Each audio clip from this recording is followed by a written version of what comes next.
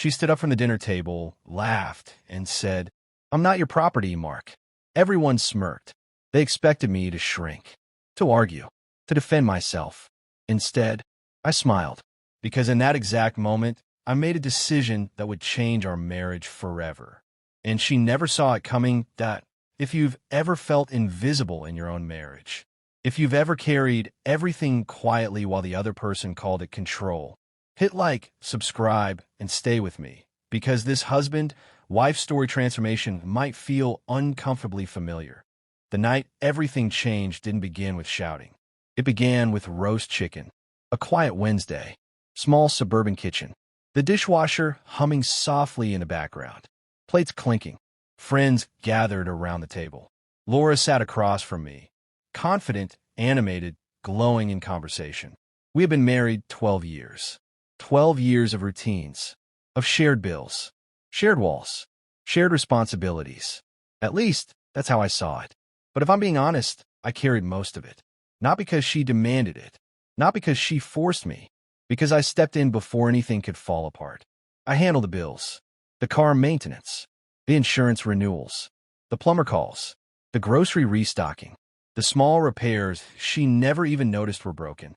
That was my rhythm, reliable, predictable, solid, and somewhere along the way, it became invisible. I never complained. I never kept score, but something had been building for months. The kind of quiet resentment that doesn't explode. It settles, like dust in the corners of a room no one cleans. It started with a simple question. Did you see the electric bill? It's due Friday. Routine, normal, responsible. Laura sighed loudly, rolled her eyes slightly, and then she said it. Sharp, clear, almost triumphant. "I'm not your property, Mark." The table went silent. Forks froze midair. One of our friends coughed into his napkin. Someone looked down at their plate. She laughed lightly, like she'd made a clever joke. They smirked. They thought I'd argue, thought I'd defend myself, thought I'd shrink. I didn't. I smiled, nodded, and something inside me shifted. Not anger, not humiliation, something colder.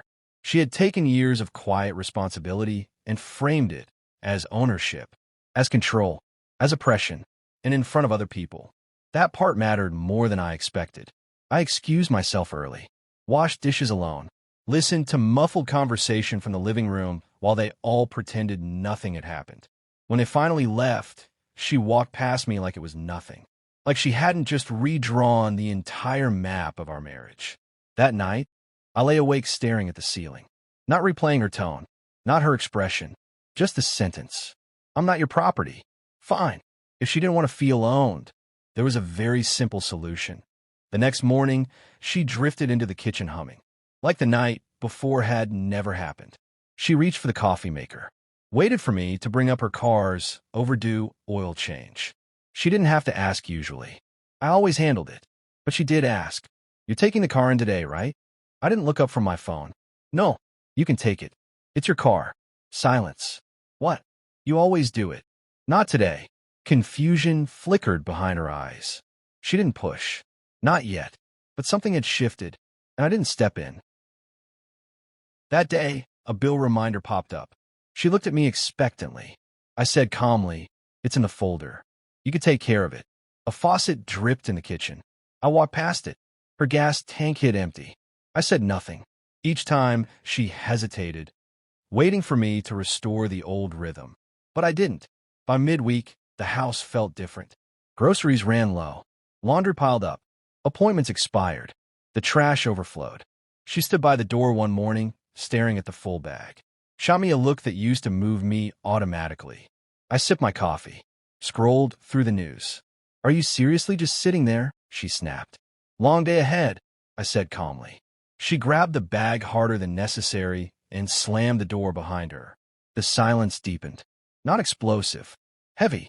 Calculating. Thursday evening. Dim house. Shadows stretching across the walls. "Why are the lights off?" she demanded. "The power company shut off." Her breath caught. "You didn't pay it?" "Everything's in the folder." Her frustration ignited. "This is childish. You're punishing me." I stood slowly.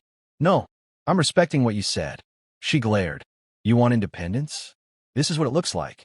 She stormed off to call customer service, pacing, on hold, rubbing her forehead while the automated voice repeated itself. For the first time, she was feeling the weight I had carried quietly for years, and it didn't feel triumphant. It felt honest. The internet cut off 2 days later. I walked into the living room. She was sitting motionless, laptop closed, shoulders slumped. "The account is overdue," she said quietly. "You can pay it," I replied. And she looked at me, not angry, not defiant, exhausted. "Mark, I feel like I'm drowning, and you're just standing there watching." That sentence hit differently, because it wasn't pride speaking. It was fear, and for the first time, neither of us looked like the villain. Just two tired people in a house that suddenly felt too small. The next morning, I walked into the kitchen. Bills spread across the table. Overdue notices stacked in uneven piles. Laura looked up, eyes red, voice steady. "Can we go through these together?" For a moment, I hesitated. Then I sat down. She asked real questions. Due dates, account numbers, payment cycles. And this time, she listened. No eye rolls. No dos misib sais. We worked through everything quietly. Not as property, not as caretaker, but as two adults trying to keep something from collapsing. It wasn't an apology. It wasn't forgiveness. It was something more fragile. A reset. Days later, we sat on the couch. TV murmuring softly. She muted it, turned toward me. "Do you really think I don't appreciate you?" Her voice wasn't sharp. It was careful. Sometimes, I admitted, it felt invisible, like I was just expected to carry everything. She looked down. I got used to the ease of it. "You always stepped in before I noticed there was a problem, and I stopped thinking about what that cost you." I swallowed, and I stopped saying how heavy it felt. That was the real truth. Silence had been our biggest mistake. Not her sentence, not my reaction. The silence before it, that we didn't snap back to perfect. We relearned. If she cooked, I washed.